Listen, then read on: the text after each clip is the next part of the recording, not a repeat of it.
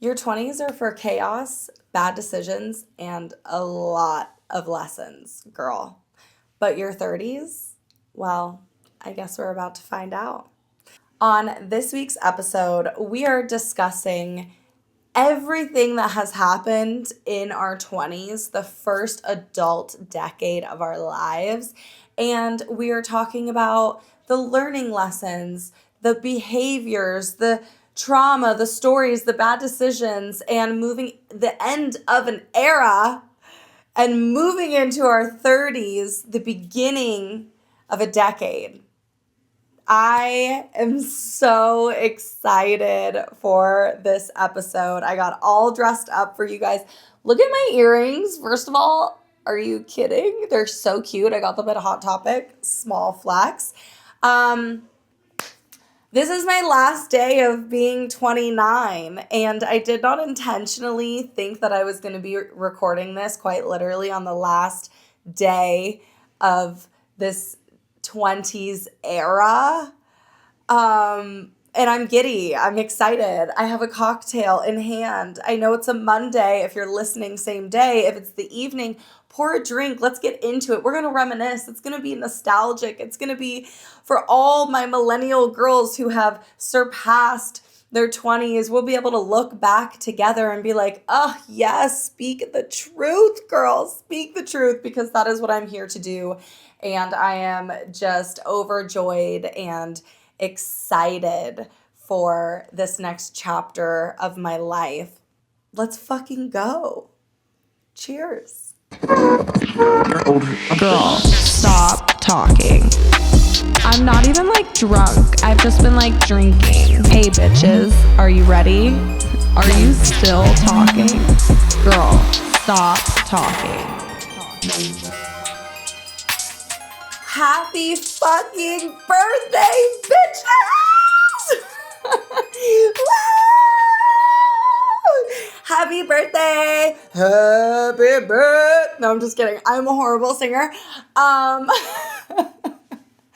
Happy fucking Monday. Happy birthday to me. I'm so excited. This truly is, I honestly couldn't imagine spending my birthday any other way.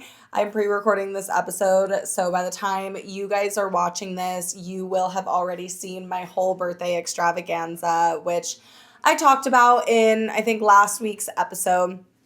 If you're curious about what's going on for my birthday, what I have planned, or anything of that sorts, go back and listen to last week's episode because it's all there, and there will be a birthday episode. It will be a tipsy tournament confessional. We did a birthday confessional last year for the Cunty Carnival, so if you haven't watched that, you can go back and watch the Cunty Carnival confessional. And I will also be doing a birthday vlog.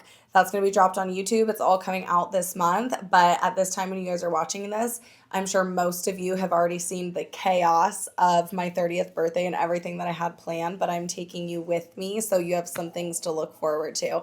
I mentioned in the intro, today is the last day of me being 29, which is crazy. I don't even think I realized that I'm literally recording this on the last day of my 20s, and I just feel so happy to be here and like be a part of, and for you guys to be a part of my growth, and even just with the show and this whole next decade.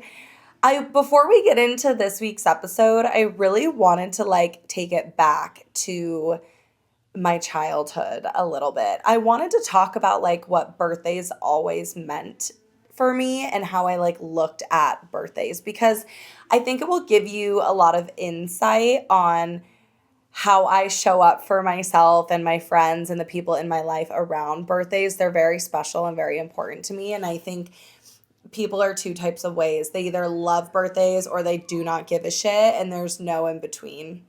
And this is big Libra energy, okay? Look at me. You looking? Quite literally, okay? And I just love myself and my birthday so much, and I plan a party every year, or I go on vacation I've always been about birthdays. So I wanted to take it back. And I think this has been my interpretation of why I care so much about my birthdays. No, just kidding.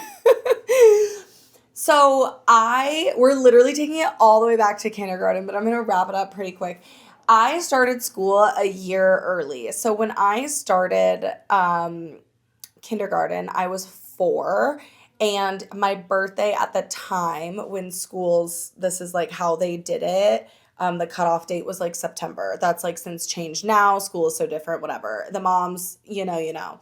But at the time when I was going into kindergarten, my birthday was, I don't know how far, but just after the cutoff date.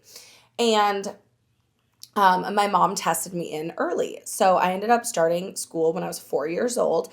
And I was always the youngest in my class for my whole fucking life. Even like, to give you just like a picture, I graduated when I was 17. So I started at 4, graduated at 17. I was always the youngest in my class.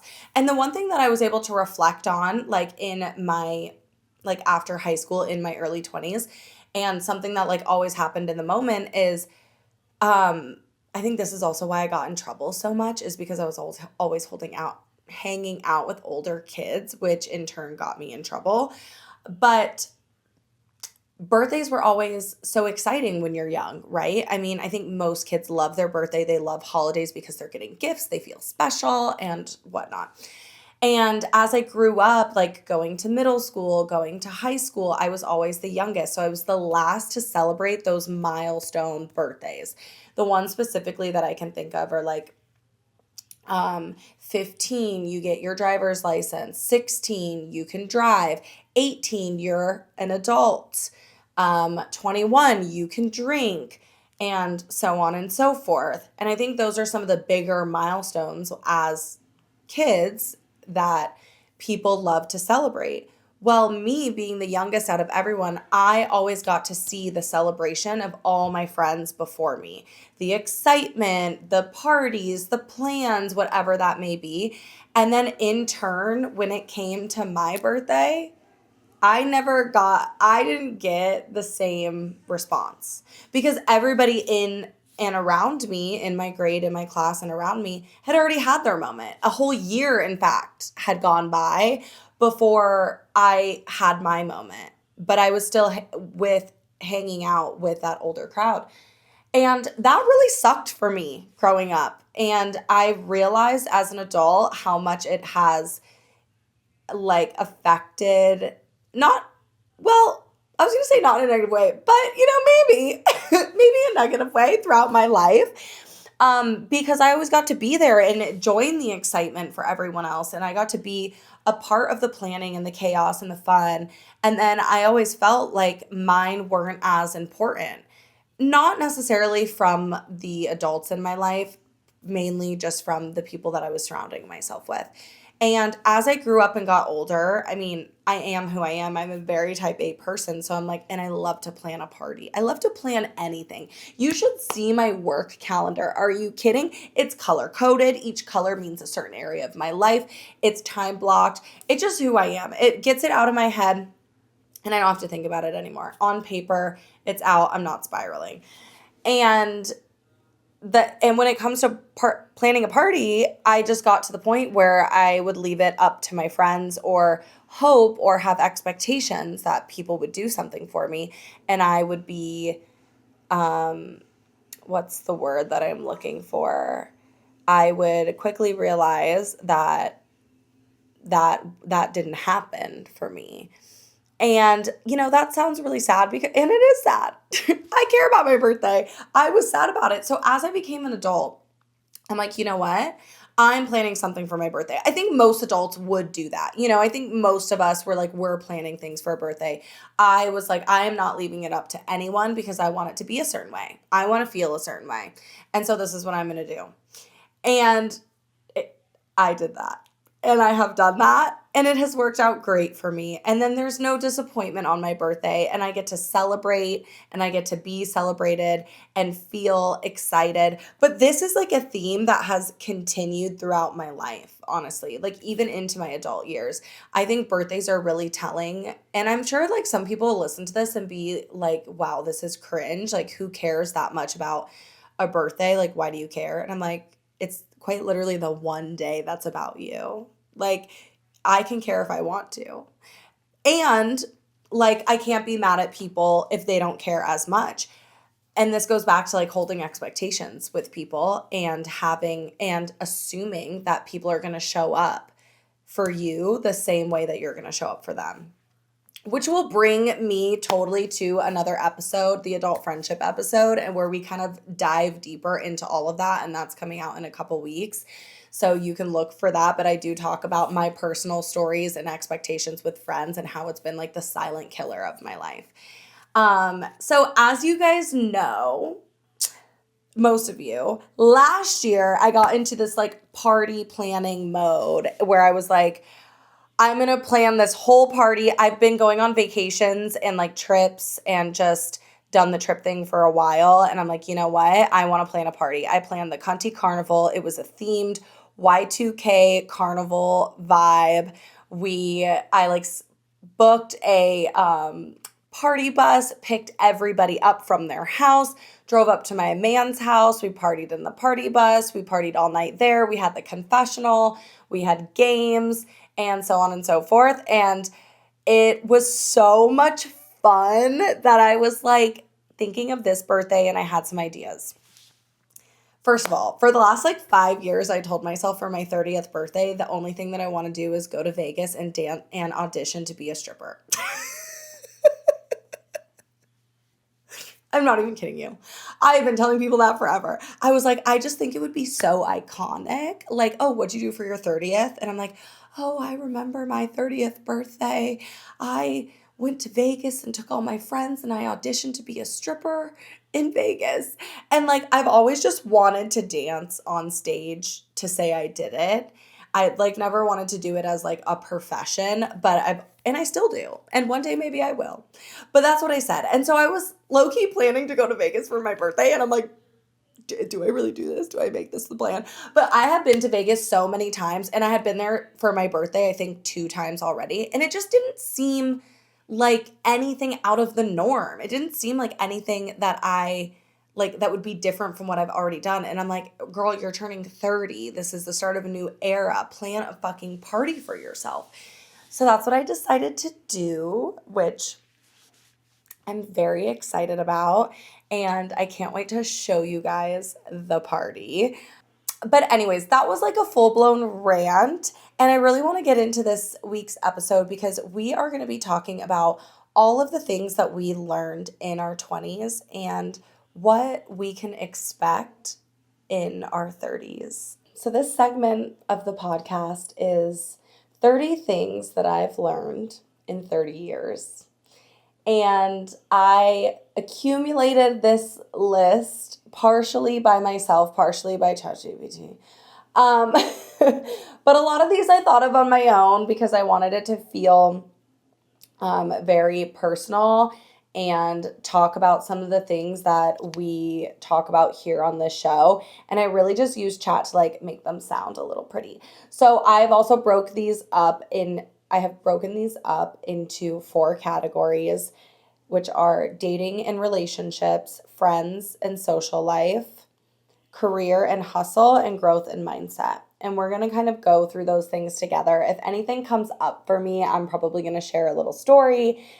And I hope that you can take, if you are in your 20s currently, I hope you can take these things wholeheartedly and understand that like we've been through them, okay? Not me talking down to the 20-year-olds like I'm so much older.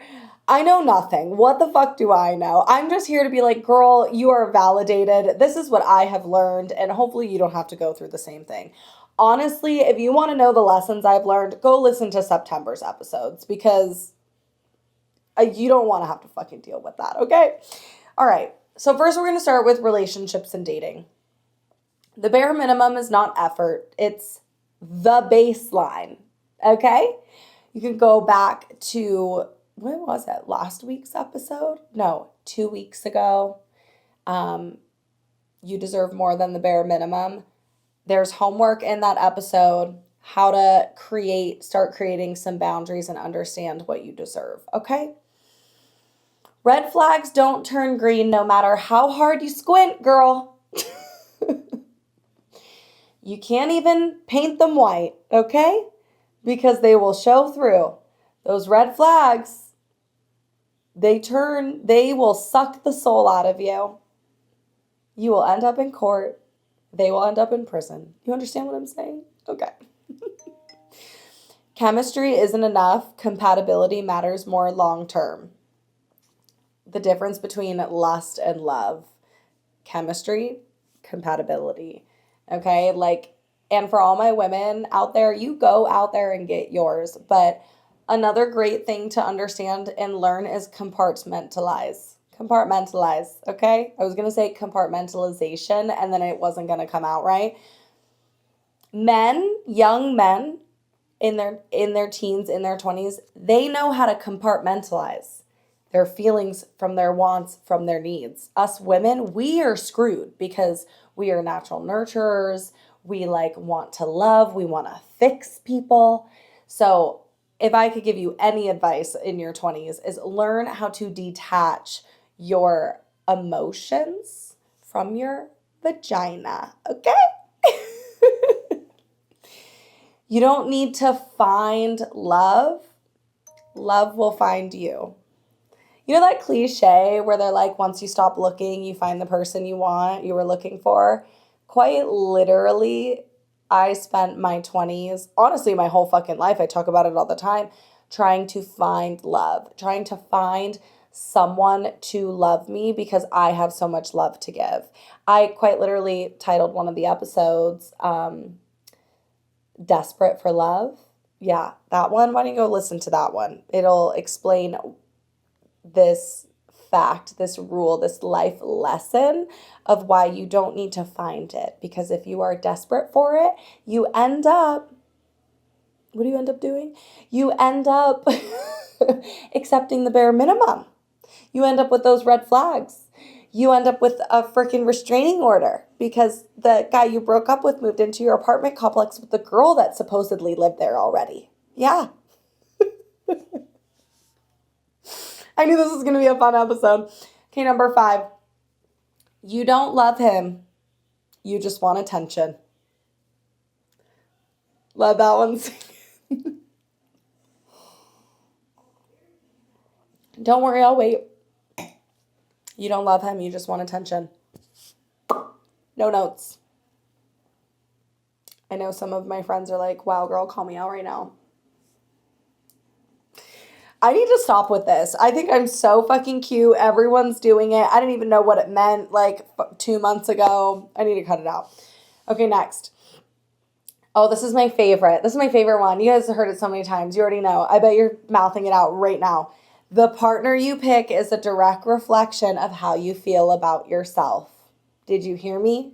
Do I need to repeat it again? I'll repeat it again. The partner you pick is a direct reflection of how you feel about yourself. Number 7, boundaries protect your peace, not push people away.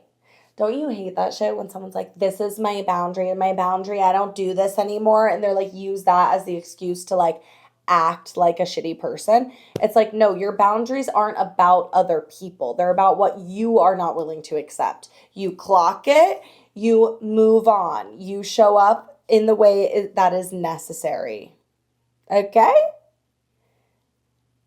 You can't use that as an excuse to push people away, especially if the person is quite literally a healthy person that's trying to love you and just wants to be there for you. That's a bigger question. You got to look inward on that one. Okay? We'll talk about the therapy one later. That one's going to hit you guys hard. Just you wait. Number 8. You teach people how to treat you by what you tolerate. Wow. I know some of you are quaking right now. You're like, oh my God, this bitch. I'm going to turn this fucking episode off. I can't even handle it. This is so true though. Like the way you show up for yourself, the things that you allow slowly teaches people what they can get away with. This is subconscious. A lot of the time people don't even realize, and you don't even realize. And the next thing you know, this dude has cheated on you 6 times and you're still with him and you wonder, why does he keep doing this? He tells me he loves me. He says he's going to change. Why? Girl, because you don't respect yourself enough. Why would he respect you? These are hard truths, girl. Okay. Next category. Oh my God, I look so cute. Oh my God, we're recording. I'm not taking that shit out. Are you kidding? Look how fucking cute I look. My hair really curled the way I wanted it to. And these earrings, I just can't. Pink just makes me so happy. My hair makes me so happy. These earrings, I am dressing for dopamine today. It is not my birthday, but I am feeling like the fucking birthday queen. Okay. So I can't believe tomorrow's my birthday. That shit's crazy. Okay, the next category is friendships and social life. Number 9. Not all friendships last forever, and that's okay. This was the hardest thing that I had to learn. This was probably one of the hardest lessons that I had to learn. We all think when we're in high school that the people that we're friends with are going to be our friends for the rest of our lives. I was one of 3 musketeers with my 2 girlfriends. None of us, we're not friends anymore. Me personally, I don't have like any drama or anything with my 2 high school best friends. We just grew apart. Like life changed. I moved. I had a baby. Like my life changed significantly and we just grew apart. And I have so much love for both of them. And I think the adult friendships that I've had that I thought were going to last forever are the ones that actually hurt more because like we're adults and we make our own decisions. And when someone just completely like ghosts you as a friend, when you're like trying to make things work, that's difficult. That was difficult for me. Number 10. Oh God, this one fucking hits home. This hits hard. The closest people to you aren't always the most supportive. I said it. I know I said it. I said it. Have you ever felt that way?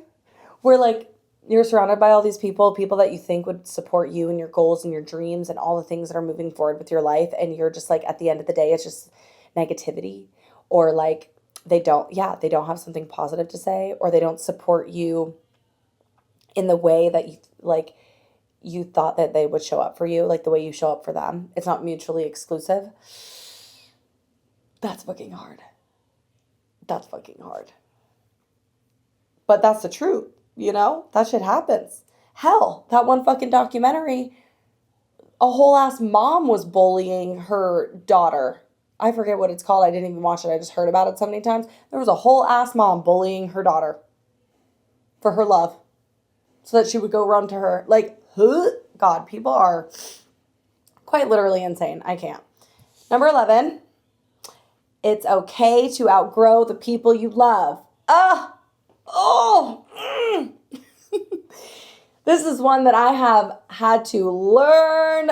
Girl, you can still love people and show up as the best version of yourself, but you cannot force someone to show up the way that you want them to show up for you. You cannot force someone to be your friend. And why would you want to, first of all? And that's okay. I always say I'm going to continue to show up the way that I would show up for anyone so that I could walk away from the situation and know that I tried the best that I could to be a part of this person's life. I tried to be there for them. I tried to show up for them. And it didn't work out. They didn't want it. I don't know. But like, it's okay to understand how people are showing up for you. And like I said before, clock it, match their energy, and just quietly remove yourself. Number 12.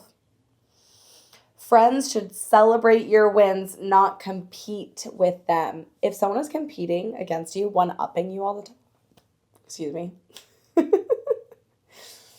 one-upping you all the time, that is not a friend, girl. She's jealous. She probably has a fake Instagram account, and she's probably your number one troll on Instagram. Can you imagine? Can you imagine? That's crazy. And the last one for friends and socials. Distance doesn't kill real friendship. Silence does. Oh, fuck. That's so good. Damn. I fucking killed this shit. That shit is so good. And I'll tell you right now, I've said it before, I'll say it again. One of my best fucking friends moved to Texas. We were not even, she was a lash client and she moved to Texas. We always chatted. We hung out. In 2 years that she was a client of mine, we hung out, I think, 3 times outside of lashing. She moved to Texas. That quite literally made our friendship stronger. She's been living in Texas for like 5 years. We do annual trips once a year. We text every day. We talk on the phone multiple times. Like we have become closer as friends after she moved than we were when she was here. And I think that just hits so hard. It's not the distance. It's so easy to send a text. It takes 2 seconds. People say that all the time, but quite literally, like, you can leave a voicemail. You can send a voice note. There's no excuses. If someone is like blaming you or not showing up and they're like blaming you for it, like they're fine with not talking all the time, they're telling you they don't care to be engaged and involved in your life. I need to take my own goddamn advice. Okay. Moving on. This next topic is, I ran out of a drink. Oh my God, I'm like feeling buzzed. Girl, what day is it? It is a Wednesday night. I'm recording this on October 1st. Wow, that took me a while to think about it. I don't really drink a whole lot anymore. I've had 1 martini and I'm like, well, this is so crazy. Okay. I don't know why those facts were important. Okay, we're just... I'm having so much fun. Oh my God, I'm so excited. I'm so excited. Okay. Dude, this episode is a banger. I gotta say, this episode is a fucking banger. Okay. It's gonna be long too because I have so much more we have to talk about. Career and hustle. We need to get through this. I have dinner plans in like 30 minutes. Okay. Burnout is real. Rest is not a reward. It is a requirement. Girl, I used to say all the time, I'm the queen of multitasking. I can fucking throw me this, throw me that. I can do 6 things at once. You know what I realized once my body got out of survival mode? Once I started living in the moment, once I like got to the place where I didn't have to like work to live, I realized that multitasking is not a flex. It's like a survival tactic, which is crazy to me. That one really threw me for a loop because I was like, I thought that was a flex. I was like, this is my best character trait. Look what I can do. Look what I can do. Subtle callback from MTV. If you know, you know. You have to rest. You have to prioritize your sleep. I can't with the people that are like, I don't have time. Bitch, you have time, okay? This was like something that I learned so hard in this journey, this self journey of health and wellness is we all have time. You have to make it. What are you prioritizing? Especially all of you moms. I'm going to call you bitches out, okay? You cannot show up for all the people in your life if you don't show up for yourself first. You're giving the bare minimum to all the people in your life that you're showing up for if you're not putting yourself first. And as a mother, that's a hard thing to grasp, and I get that. And I think some mothers would even say that's selfish. But you know what I say to those moms? And we move on. Networking will get you further than grades ever did. College isn't important. You'll just be in debt. No, I'm just kidding. Don't listen to my advice. I never went to college. I don't know. What do I know? All I know is I had a baby at 18 and I have had a successful career and no debt and have made more money than most of my friends that went to college. That's it. That's all I know. But what do I know? This one, number 16, Imposter syndrome hits everyone, even the people you admire. I know you admire me. No, I'm just kidding.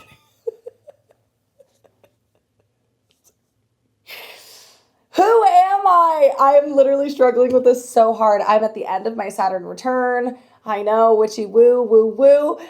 And I have had a successful career and one that I loved and one that I thought that was going to end different than it has.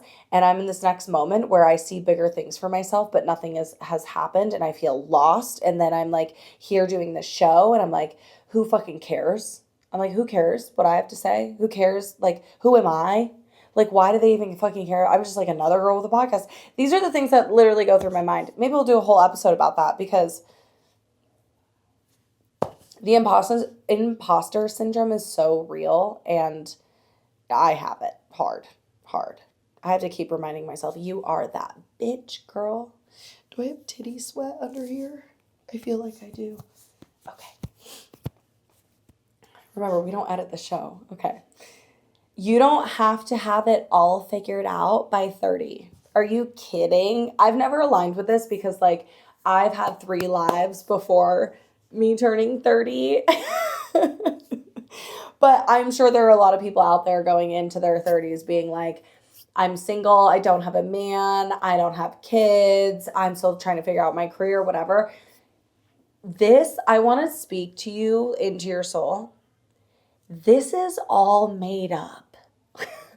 Quite literally, men have created this idea of life and what it should be based off of religious values that are no longer aligned with our world. And they just made it up. So, girl, and I have to remind myself like this, you don't have to align with everything. You don't have to have it figured out. Most of my friends don't even have kids or a man. You know, they're like just hanging on to survive. This is quite literally the beginning of our lives, which is crazy. Most people are living to 100 right now, okay? 100. We are 20 and 30. We are only at a quarter of our life has been lived. Well, maybe a third, because it's not like we're going into the hundreds. We don't know yet. Maybe we will. Maybe AI will take over and you can put your whole brain processor into a chip and then you can live forever. I have no idea. Won't be me. I'm going to move. I'm going to pass on. But we have life to live is what I'm saying. Okay? You don't have to have it figured out. Most people don't. Most people are faking it. For real. Okay, this one's funny. Number 18. Credit cards are not free money, girl. No, they're not. You have to pay them back. Do not let that man that you just moved in with and you guys are excited because you got your first place together put all of this furniture on a credit line under your name because you will be the one that's fucked with it. Do not let him put it under your name. That was like honestly the best advice I ever got from my parents. I think from my mom. Do not like sign up to do anything for anyone. You don't want to fuck up your credit. And I never did that. I didn't even have a credit card until I was 21 because I was so nervous. I was like, I'm not doing that. I'm not doing that. I don't trust myself. I have a lot of shit going on. Last thing I need to be is in debt also. You know what I mean?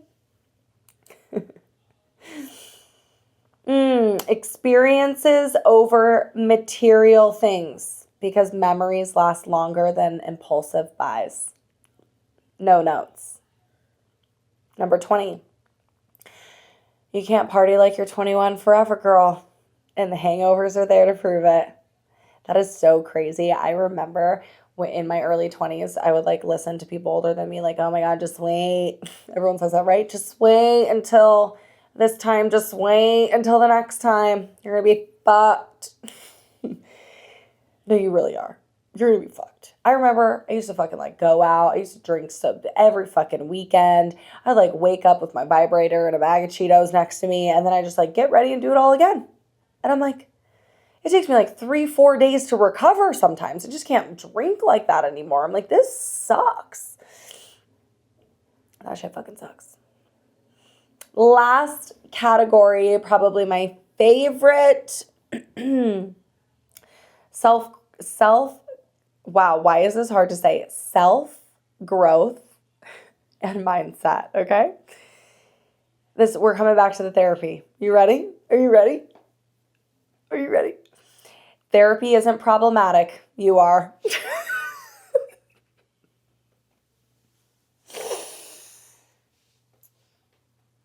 I'm just saying. I have nothing else to say. We're just going to leave that one there, okay? Number 22. Confidence comes from keeping promises to yourself. That's how you gain confidence. You don't just wake up with it. It's not over affirmations. You're not repeating the same thing to yourself every day and one day you're going to believe it. No, girl. The promises you make with yourself and you exceeding those promises, you fulfilling those desires, those dreams, that's where the confidence comes from. That's how you build it. Knowing that you can do these things. You do these things. You don't make excuses. Number 23, you are a walking billboard for how you show up for yourself. You are. And I'm sure that one's going to hurt. But nobody can change the way you show up for you but you. Nobody can change your shitty situation. Nobody can give you the advice. Like, you're the one that gets to make the changes. You quite literally have free will to do what you want. So what are you doing? Healing your inner child is the real glow up. That shit's hard and it's weird. And it takes a lot of self-accountability and most likely some sort of therapy to or self-help books or some very intentional internal work. But it's worth it. Number 25, change is uncomfortable, but staying stuck is worse. I've had one drink and I'm slurring my words. That's crazy. Change is uncomfortable, but staying stuck is worse. How many times are you going to keep complaining about the same thing over and over again? We're all sick of it. Love you. But let's go. Let's get it going. The only one that's going to change things is you, girl. Listening to your intuition saves time and heartbreak. I wish we were taught this in school. Listening to your gut, girls. We know. When you know, you fucking know. Learning to listen to your intuition no matter what people are saying, no matter what snakes are slithering in your garden, is always the savior. You have to listen or you will be fucked externally and internally, okay?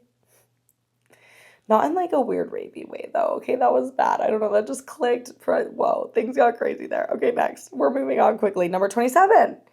You are not in charge of other people's feelings.